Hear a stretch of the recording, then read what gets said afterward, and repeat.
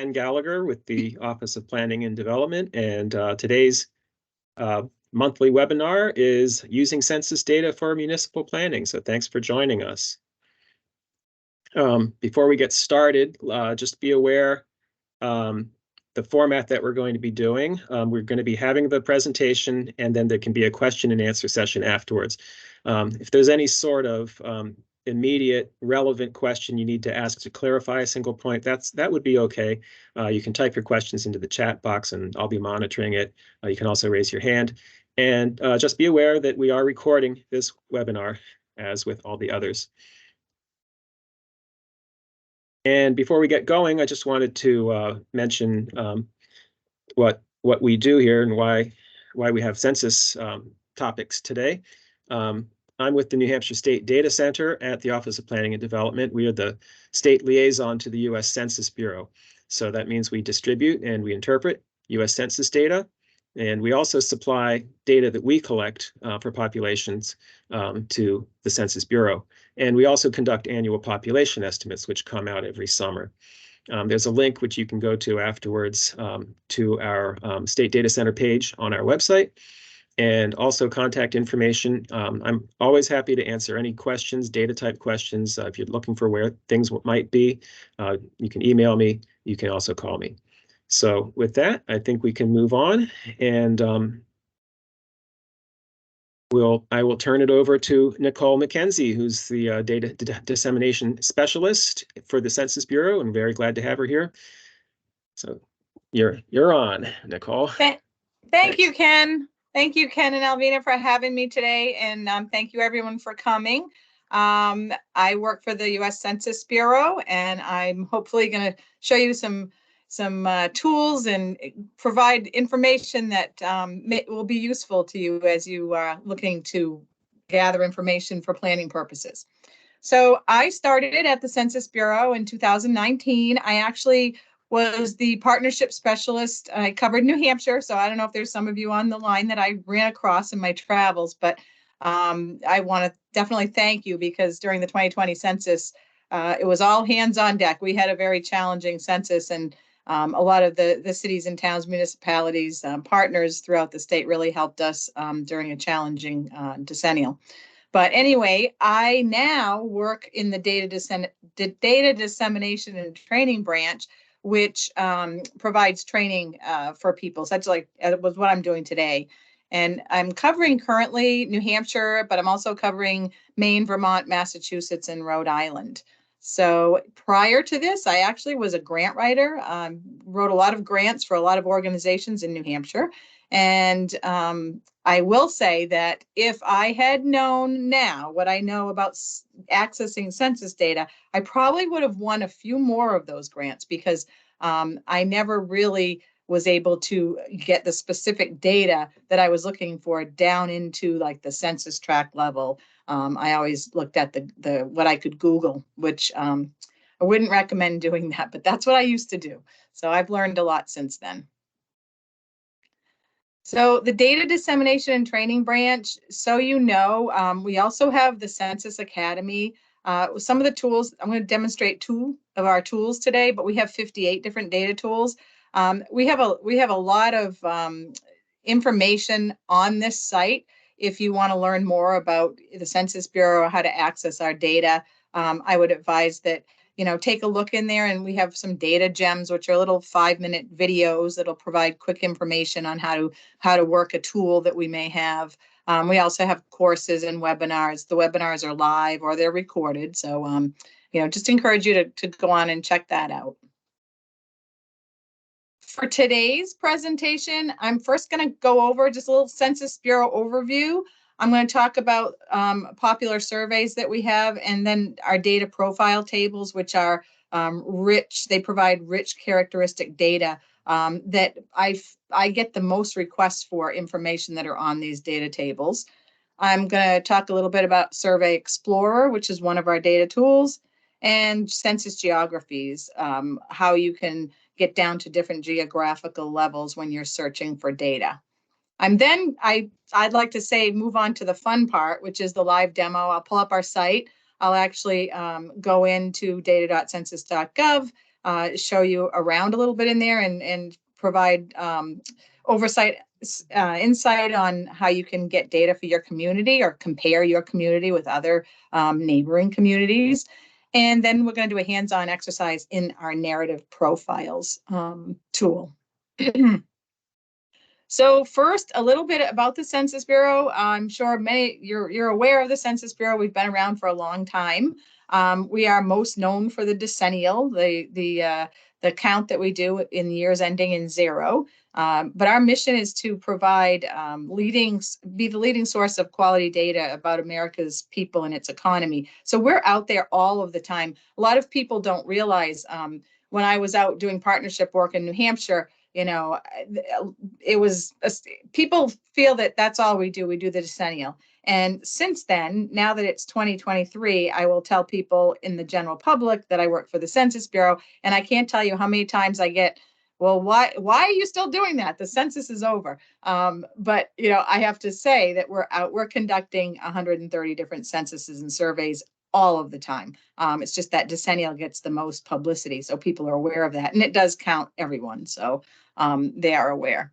One of the new bullets on this slide that I wanted to point out is that if you remember during the decennial, 675 billion was the number of dollars that were distributed based on census information. For 2021, that number went up to 2.8 trillion.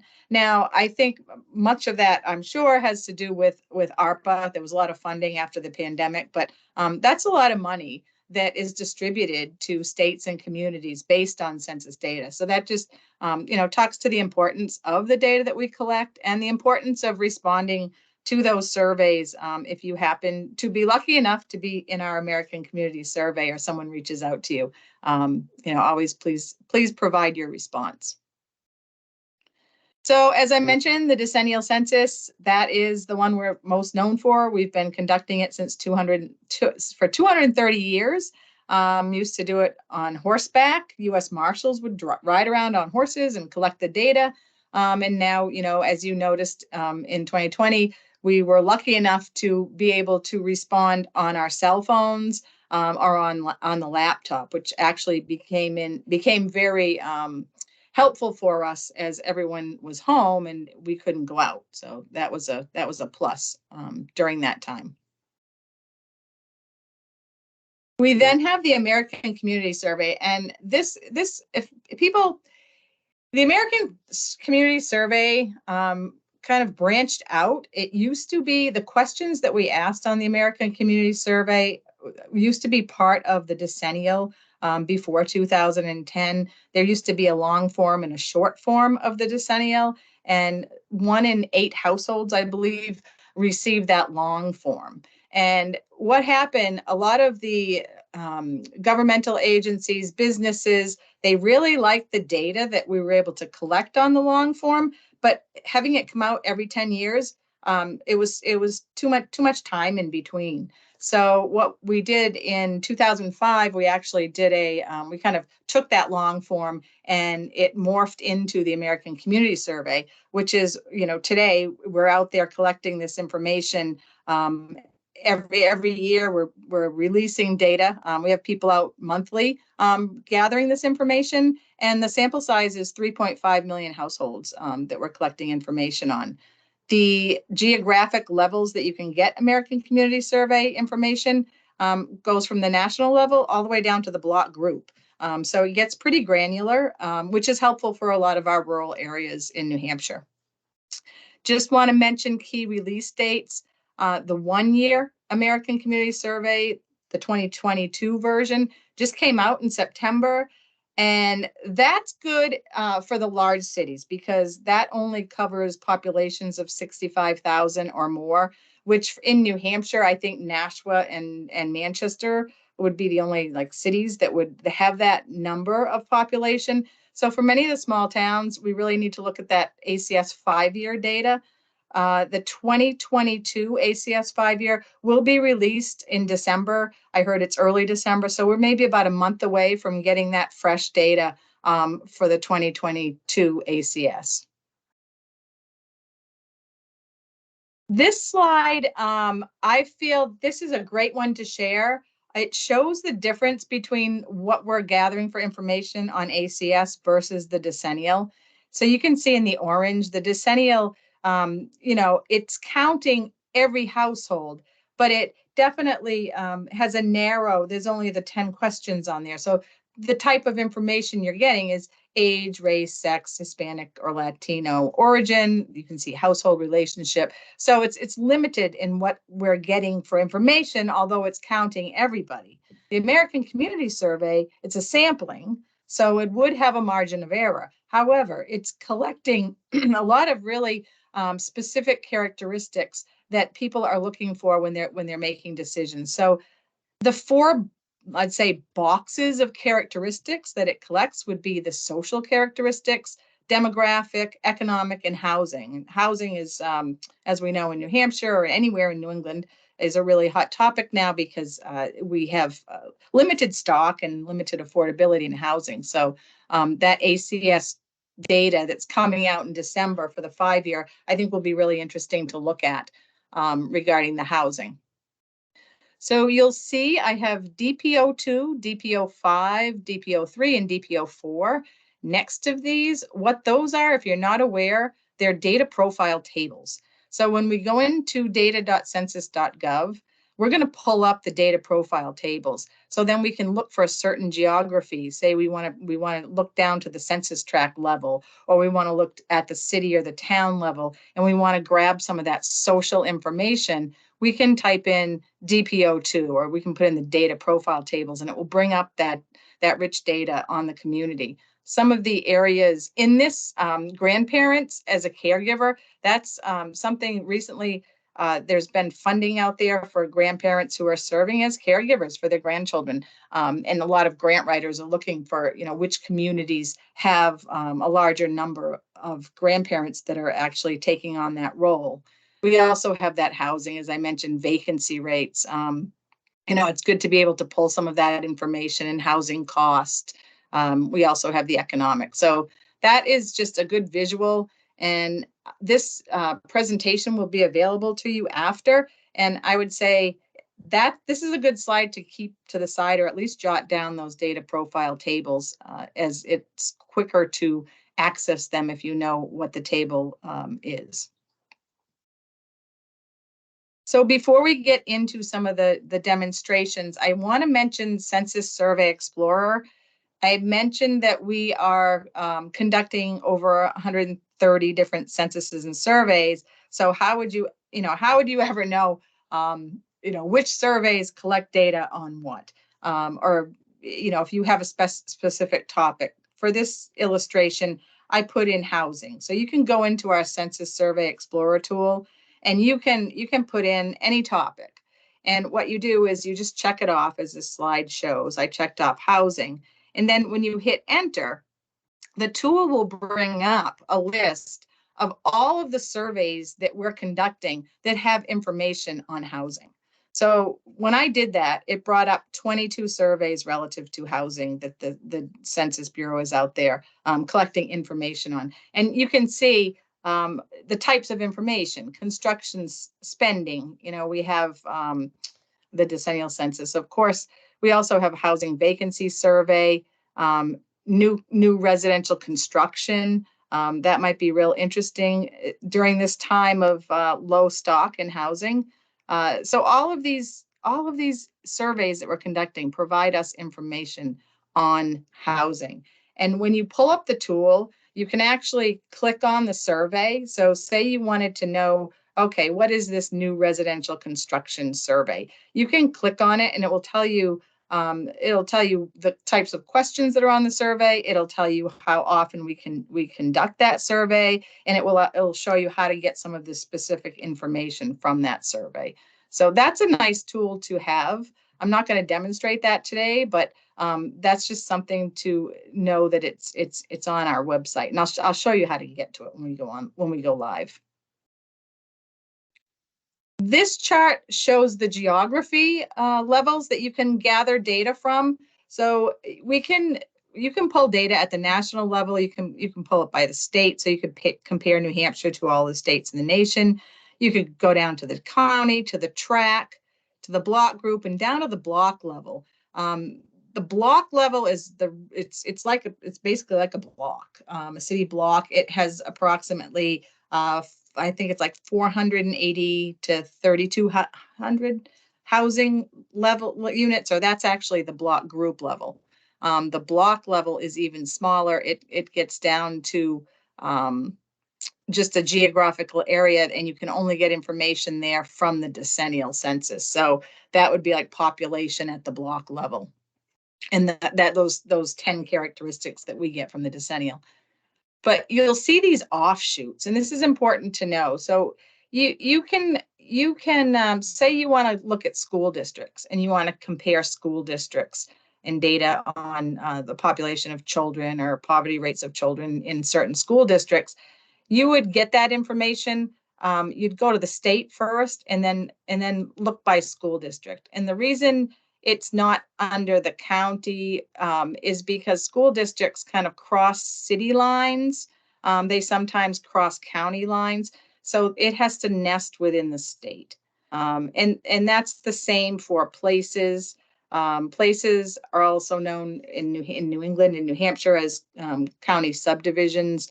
They can fall under the state, the places, or the county subdivisions, which would be our city and towns, fall within the counties. So we'll get into that a little bit more, but this just gives you a visual of how geographies nest within other geographies.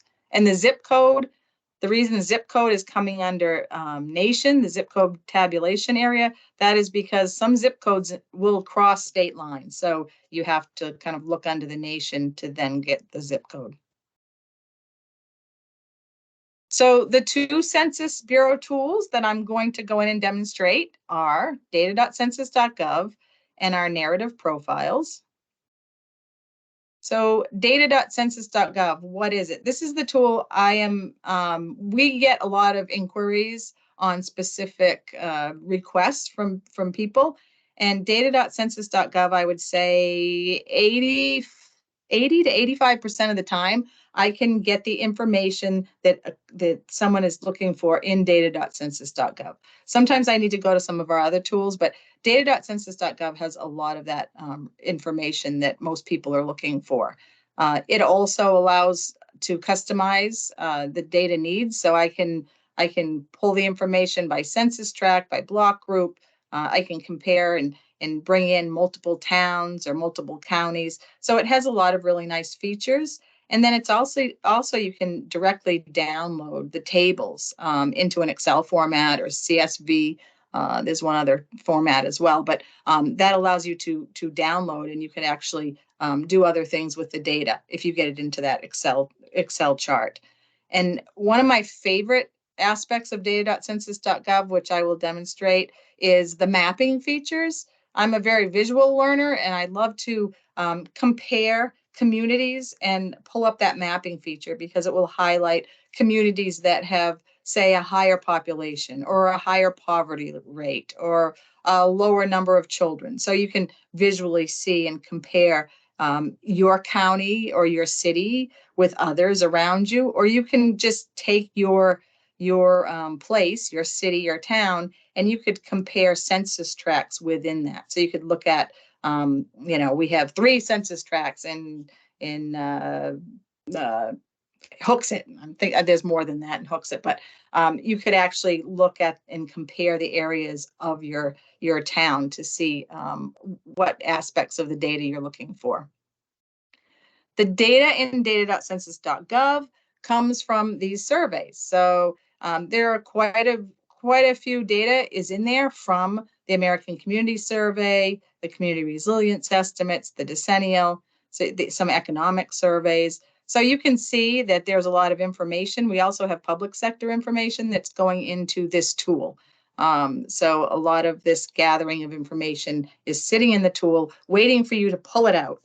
You just have to know how to do it, and that's what I will demonstrate.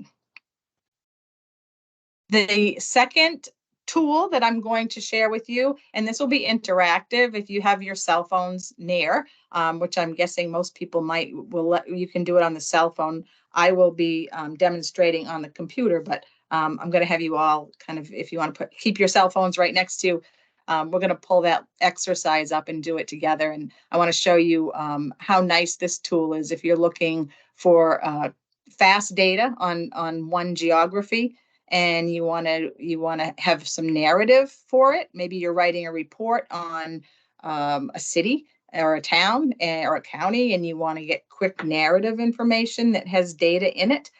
This is a wonderful tool as well. So that is, those are the two tools. I'm going to go live shortly.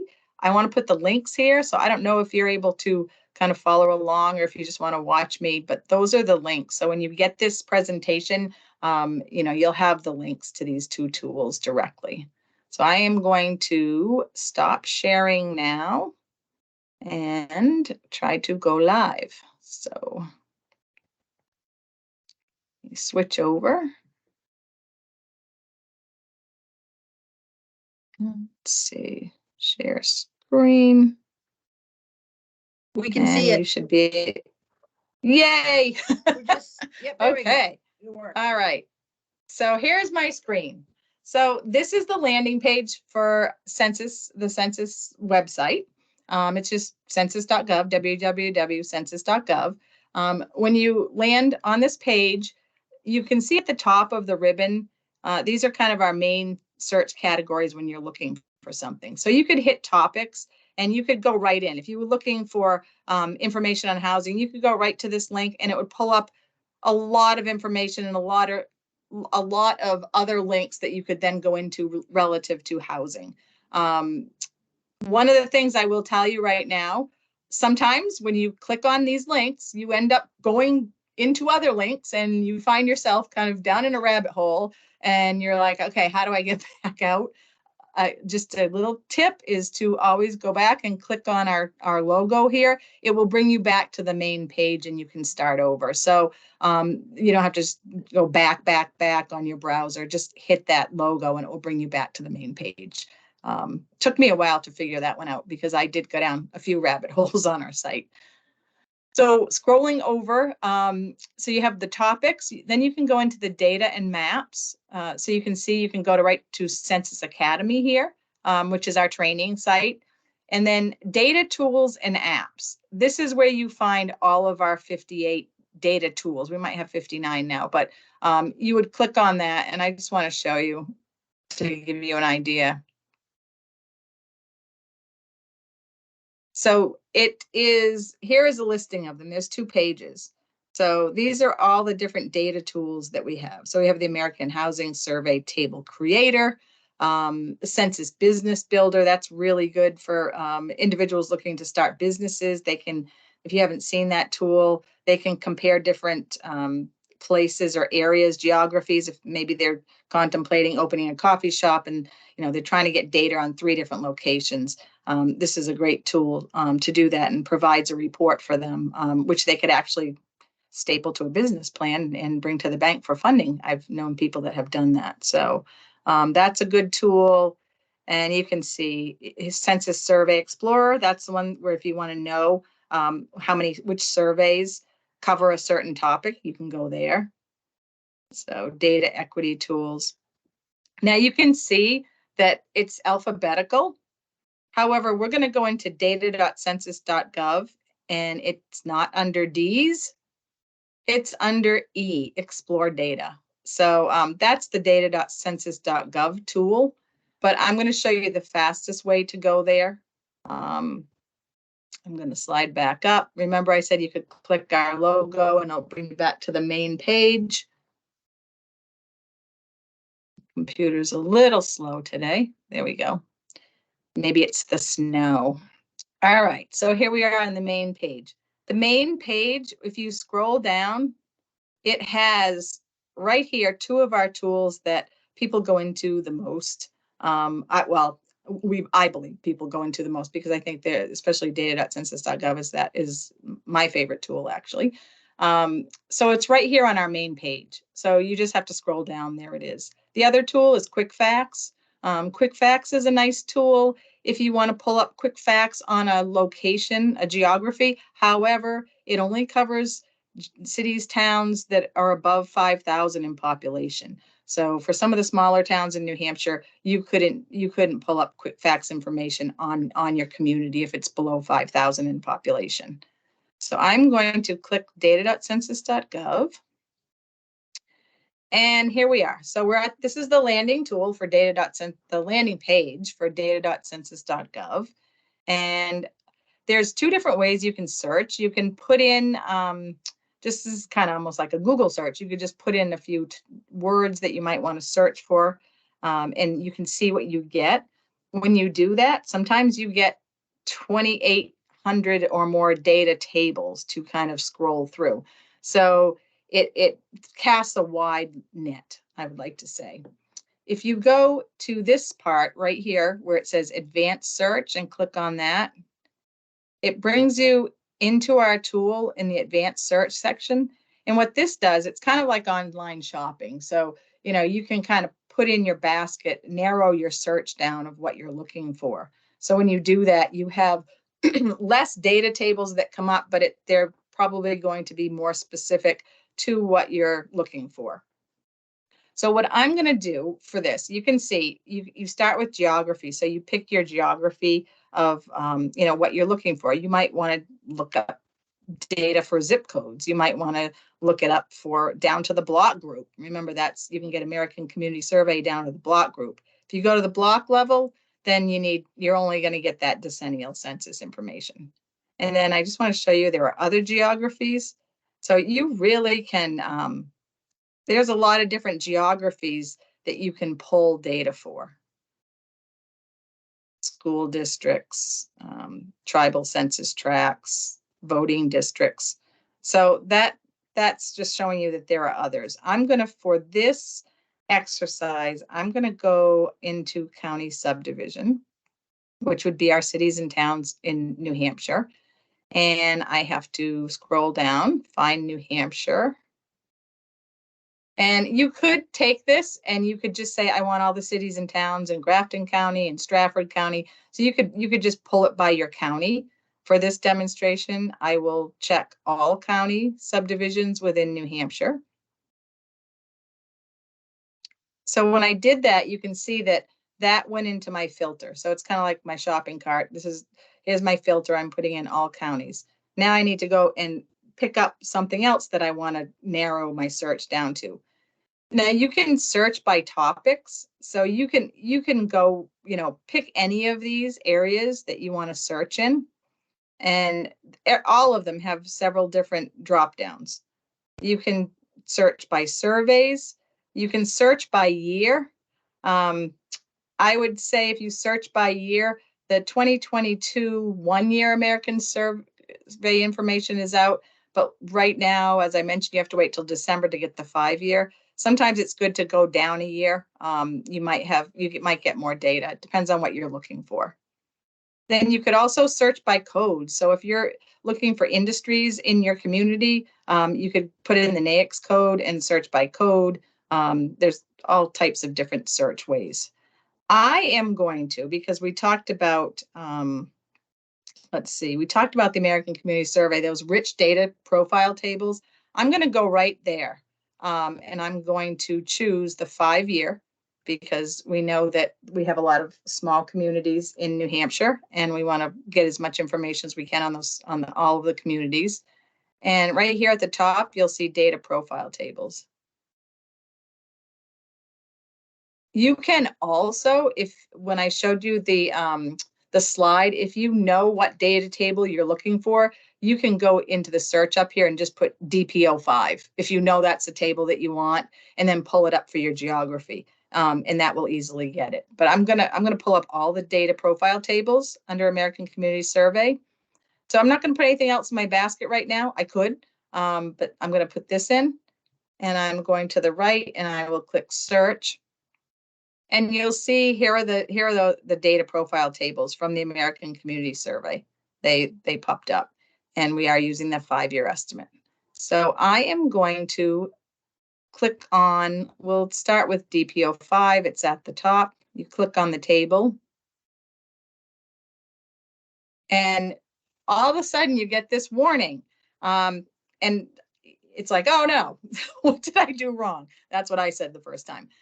It just means that you have a table that has a lot of data in it. Remember, we're looking at every city and town's DPO5 data in New Hampshire. So there's a lot in there.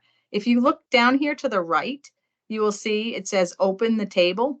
So you can open it anyway. It's just telling you it's really big. You can close these little chevrons. It will give you more information. So you can start seeing the data that it pulls up. Let me try to make this a little larger. That's probably better. All right, so here you are. So what you have here is this huge data table, starting with Alton, Barnstead. It has towns, cities all across New Hampshire. So it goes to the right for for quite a while. You can also see that it's providing an estimate and it shows the margin of error. So American Community Survey information is a survey, so it has a margin of error. We always have the margin of error on there. So if you want that, you have it.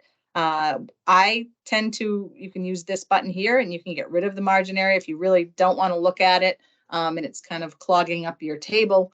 You can click that off and you can just see here, you know, Alton, the total population broken out by male, female, and by age groups. Just want to go down and show you some of the information that is in this table. And remember, it was on that chart that I shared. So here's, you have your race information in Alton. It breaks it out by race, 2 or more races, Hispanic or Latino, and then citizens of voting age. So I am going to go back up and I just want to show you at the top here. So you can see here, we're looking at the ACS 5-year. If you wanted to change the 2021, you can click on that. You could go down to 2020. So you could actually compare if you wanted to look at, you know, go down to the 2017 ACS and see what is there, how it compares to now. Once next month rolls around, you'll see 2022 here, which will be nice. So just be on the lookout for that. You also can download directly. So this table has a wealth of information on it. You can download it right to Excel, CSV, and zip. You can share it. So once you find a table that you like, you can share the URL with yourself, or you can keep that in a file and then you click on it and it'll bring you right back into this table. So you don't have to find it again. You can print. I am going into the other tools and I'm pulling up map. So what I'm doing is that data table that had all of that data on it, it's just showing me that visual map. So here it is. What map is showing, you can see at the top here, it shows males. So it's telling us, and it's by percent. It's telling us the percent of males in the towns and cities within New Hampshire. Now you can see there are some, let me zoom in on this a little. You can see there are some areas that are gray. What that would mean, that is, let's see, success ownership. So I think that must be around Success Pond up above Berlin. So that is an area that the sample size would be too small. So sometimes when you get the gray areas, the sample sizes are so small, they're not going to get data. And that goes to the data privacy issues. Or maybe there isn't anyone living there at all, but that is why that is. So you can see that if you're just looking at percent of males, it looks like there's the darkest area right there. And Dixville Township has the highest percentage of males. Who would have known? So 70%. Now, the other thing you can do, remember the table that we were looking at, the DPO5 table, had a lot of different factors, characteristics that we could look at. So if you go to the top here and click this arrow down, you can see them all. So here they are. When you looked at the table and you scroll down, you can pull any of those specific characteristics that you want to map right here. You can also change percent to number. So Dixville is showing up, but the population of Dixville is much smaller. So maybe we want to look at number instead of percent. And I bet that changes the map quite a bit. Yes. So now if you're looking at the number of males, where are the highest number of males? Here's the darker one right here. And that's the city of Manchester. Okay, so that makes sense. But I'm going to bring this down again and scroll down. Say you want to look at, say you're looking at, you want to see some race. So you want to look at the Asian population. So you can click on the Asian population and it will start to show you where the Asian population is more populated in the state of New Hampshire. And as I zoom in, there's clearly an area here that looks like the highest. So it's telling us that in Nashua, there's approximately 7,218 individuals with race of Asian. And you could also do percent as well. So again, you could scroll down. So there's all of that rich information from that table. So I'm going to close that out. Now to go back to your results, say I want to switch it up. I want to look at one of those other data profile tables. So I'm going to switch it up. I'm going to click on results and say now let's go to the housing characteristics. That seems to be definitely of interest. You can see it left my map up. So it's basically populating by map. If you want to go back to a table, this table, just go to the top here. It's on maps. You can switch it to the tables, and it's going to pull up that DP04 table that has housing characteristics. And there you get the warning again, and you ignore it, and you open the table anyway. I'm going to close these little chevrons so I can see that. I'm going to close out my margin of error. So here you go with some housing information by the cities and towns in New Hampshire. So here we are. A for Alton is the first one at the top. Total housing units, 4,240. Occupied, 2,134. Vacant, 2,106. That seems high, but Alton has a lot of Winnipesaukee lakefront, so there are a lot of vacation homes. I'm, guessing that may be a contributing factor to that. But you can see the other things. It gets into units. So how many units? You can look at if it's single family home or if it's multifamily with multiple units, mobile home, boats, RV. The year built.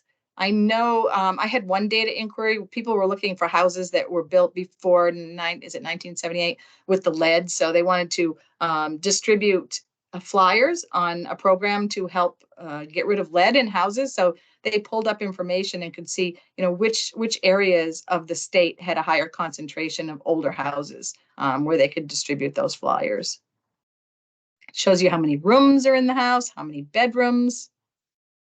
The tenure, is it owner occupied? Is it renter occupied? The average household size. And this is interesting too. The occupied housing units, year householder moved into the unit. So it starts showing you, when people are moving into those units, vehicles, how many vehicles for the household, what type of heating fuel. So there is just all kinds of information in here. Occupants per room. And again, the value, here's the value. Now this is 2021. I'm sure when we refresh 2022, the values are going to be, there's going to be less houses under units under 50,000. I would guess that with the prices going up. So this just provides that information. And again, if you want to map it, you can map it. Say we want to know what areas of New Hampshire have the most number of homes over $1 million. Let's see. I can scroll down. I know that was at the bottom. Million or more. I have it on percent now. So this is This is percent. Let's change it to number.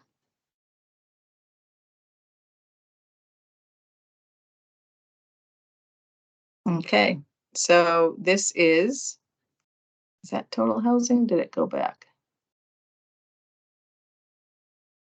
Let me go to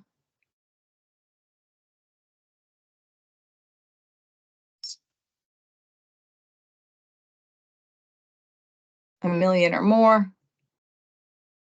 So here's a visualization of the areas that have the most number of homes valued at $1 million or more. So you can see you have that Lake Winnipesaukee area. You have over here, what's this? This is Hanover. You have the Seacoast. You have down here Wyndham. So just it's fascinating, the information that you can pull up in this tool. So now I want to go back and refresh. Now, I had mentioned that there was a trick. You can click on our logo and it will bring you back to our homepage. That works everywhere except when you're in data.census.gov.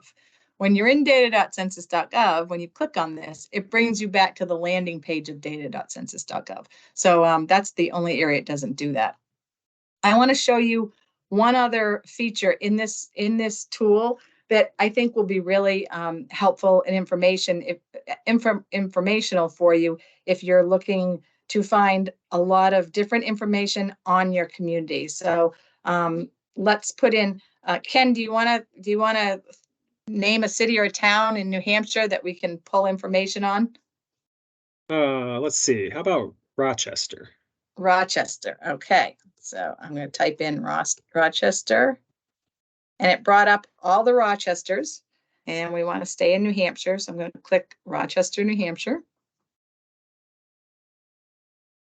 This is a fantastic way to quickly pull information, and you can pull this type of information down to the census tract. So right now we're looking at from the decennial, the 2020 decennial, we have Rochester population of 32,492. So that's a quick way to pull up information, and it pulls up tables that you might be interested in. There's what that DPO5 table. But what I want to show you, if you come over here to the right, and you click on view profile. So it pulls up some, interesting information that you might want to know quickly on the city of Rochester, but click on view profile. And when you do that, and you can, like I said, you can get this down to the smallest of towns. You can get this to, the census tract level. Of course, your data is smaller, but it doesn't just have to be a city like Rochester. It could be Farmington. It could be a smaller town. So here is information specifically on Rochester. So the top area shows you, probably the information people are looking for the most. But notice underneath. So here's education. So in Rochester, the bachelor's degree or higher is 24.4%, and that's from the 2021 American Community 5-year. So it shows you where the data is coming from. It also has a link to a table. So you can see all of this information has a link. There's a DPO3 table, and that would be that economic information coming from the American Community Survey. So it's a quick way to, I don't know, it's almost like a cheat sheet. So you can pull up your community and you can pull up its profile, and then you can easily find any table that has specific information that you're looking for. And that's not all. So we're going to scroll down because there's a lot of information in this profile for Rochester when you pull up the profile. So it starts providing you information on age and sex, and it will compare it. So it's comparing the city of Rochester to the median age in New Hampshire. So the city of Rochester is a little bit slighter, the median age, a little bit younger than the state as a whole, but pretty close. And it shows you there's a table. That's where that information came from. And then we have the population pyramids, which these are fun and can be fascinating. So it gives you a great visual on the population of Rochester, and it breaks it by year, by the age of the person, and it breaks it by males and females. So you can see this span right here, 55 to 59, looks like, that's a high percentage of Rochester's population.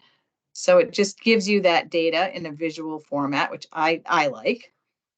It also provides ancestry information, and it shows the table it came from. That came from the DPO2 table. So ancestry is right on par. It's pretty much the same percentage-wise as New Hampshire, but it starts telling you the ancestry of people who live in Rochester. So English, French, German, Irish, Italian, Norwegian. So it starts breaking it down to that level. Language spoken at home. So it tells you that Rochester has 4.5% of its population that speaks language at home other than English. And so it starts to tell you what that is. So Spanish, other Indo-European languages, Asian languages. Native and foreign-born. So there are less foreign-born people in Rochester than New Hampshire as a whole. It's at 3.6, and there's the table it's pulling from. You can see a lot of this data is pulling from those DP tables, those data profile tables, and that's why I brought those up in our other demonstration, because they are so rich in data, and you get a lot of information from those tables. So here you have foreign-born.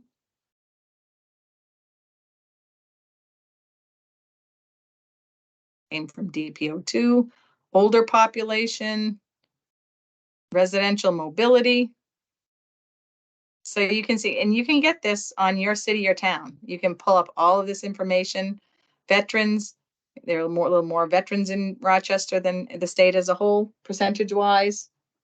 Veterans by age, by sex, has income and poverty level. This is where my computer seems to slow down when I get to the income and poverty, but there it goes. So it will tell you that the median household income in Rochester is about 19,000 less than the median income for the state as a whole. Goes by family types, poverty rates, poverty by age.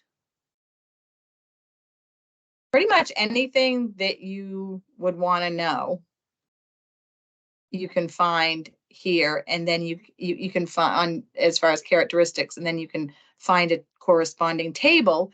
And when you find that corresponding table, then you can download it to Excel, and then you can do what you want with it. You can compare it. You can get other ratios, school enrollment, employment information.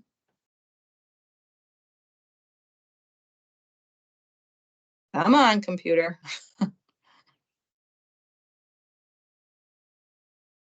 Class of worker tells you how many self are employed. Commuting. Now, this is interesting. This commuting is an interesting thing right now. People are looking at, because we have that worked from home. 8.7% of the people in Rochester from the 2021 ACS, it's showing they work from home. So, I would venture a guess that, the data for 2022 is going to be more, higher than people who may have worked from home in 2017. So, it's showing you that information, and it starts to provide trend information for you. And again, this commuting, you can pull up. Here's an SO801 table. I'm just going to click on this to show you how easy it brings us back to the tables. So here we are, commuting characteristic by sex. That was where that information was taken from. And here you go. People that carpooled, people that drove alone. So you can see it really gets into more information in a different chart. Time of departure to go to work. So, this is interesting. If you have a retail, or you have an area of retail in your community, and you want to know what hours you should open if you're, say, a breakfast spot, this might be good information to have. So that's data.census.gov. Okay, I want to jump into the narrative profiles, which should only take about 5 minutes or so, and then we can have questions if anyone has any questions. So what I want you to do, I have another tab open. One of the easiest ways to sometimes get to our tools, if you know the name of the tool, Google it. Google can be our friend. Doesn't always have to be a challenge. So I would ask you all to take your cell phones right now, and if you just Google Census Bureau narrative profiles, you pull that up on your phone, you'll see something that says narrative profiles, American Community Survey. Click on it. This tool is so phone friendly. It really is. So you're going to see, let me see if I can make this bigger. Got small on me again. So if you have your phone, you can see that it allows you to check to choose the year you want. I'm just going to leave it on the default, which is 2021, which is the newest data that we have in here. And you can specify the geography, but if you look over to the right, you can use address lookup. So I want you to use address lookup and then type in your work address or your home address, whatever you want to look up. No one's going to see it. I'm going to type in 100 Main Street, Concord, New Hampshire. I'm going to look up that address. I believe that is the Ken's office, work office, I think. So it found the address. And if you did that, it should find your address. And what it tells you about that specific address, it's an easy way to find out the census tract you're in, the zip code tabulation area you're in, the city or the town that you're in, the place, the subdivision. So you can see place and county subdivision is the same county. It's in Concord. Tells you the county, tells you the metropolitan statistical area that you're in, and it tells you the state you're in. So that's kind of a quick way if you want to say you're, I don't know, you're looking, you want to know the census tract in your town that you're in, because there's new development there and you want to get data on it quickly. You can type the address and it will tell you what census tract it's in. Then when you click on view narrative profile for any of these geographical areas, you can see it brings up slowly, but it does bring up eventually. It brings up a narrative profile. So it tells you, this one is telling us specifically about census tract 323. Tells it, and it's a narrative format. So if, sometimes if you say you're writing a grant, I used to write grants, this would have been great. It's all in narrative form for me already. And it has tables, so it can, you could clip this information and put it in your newsletter or your, wherever you could use this information. And I find it very helpful, but it's a lot of the data in narrative form. So there's, some of those characteristics in data, language, and it gives you the narrative. So that is just another tool that I find really good. And it comes down to the profiles. If you're looking for one specific geographical area, I think if you use data.census.gov, you type it in and then you go to the profile, you really can get that information. The first demonstration that I did, that really works better, because for a profile, you can't combine all the towns in New Hampshire. Well, you could get the state of New Hampshire profile, but if you wanted to customize, you really would want to maybe map something to look at that the other way that I use data.census.gov to do a comparison. So we're at like 6 minutes left. I don't know if anyone has questions, or Ken, if you want to take over the slide. Let me see. I'm Sure. going to stop sharing and see if you have any questions or follow up. Right, just raise your hand or type it in the chat. And the other thing too, my contact information will be provided too. This is what I do for a job. I do demonstrations of our tools and training. So if you have a group in your city or your town and you want to go over one of our tools, I'm more than happy to virtually help you, or even come out. They do let me out of my virtual environment sometime. So I'd be more than happy to visit in person. I have a question for you, Nicole. You were talking about the types of surveys that are, or data that are available in data.census.gov, and I noticed it said population estimates. Is that something new? I didn't think that was available yet, or maybe that's some parts of it are available. Do you know? Yeah, no, some of the population estimates, and it depends on the year. So when I showed you all of the surveys that are in data.census.gov, some of, depending on the year that you're looking at, population estimates are in there, and that gives us that information in between the decennial years. So yeah, it's in there. Okay. It's driving that data. Oh, I think I know what it means, because you can get estimated populations through the American Community Survey, for instance. That's probably what that means. Yeah. Well, and the other thing too is there are thousands of data tables in data.census.gov.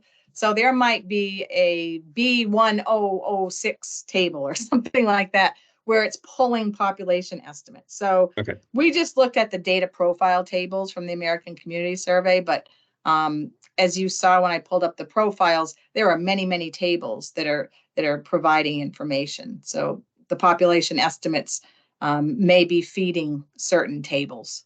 Okay. If Thanks. that makes sense. Sure. Yeah. Any other questions? No other questions? Okay. Not a one? Well, I hope people found it helpful, and can We have a use question. it. We have a question. Yay. Yeah, you can unmute yourself, Alan, I think. Go ahead. Am I unmuted? We can hear You you. are. Can Yep. you hear me? Okay. This may be outside of the purview of this, but I'm the chair of the Westmoreland, New Hampshire Master Plan Committee. And you guys do a lot of surveys over there at the census, and one of the things that our town needs to do, obviously, is create a survey so that we can get questions answered from the townspeople about where they would like to see our township go in the next 10 years.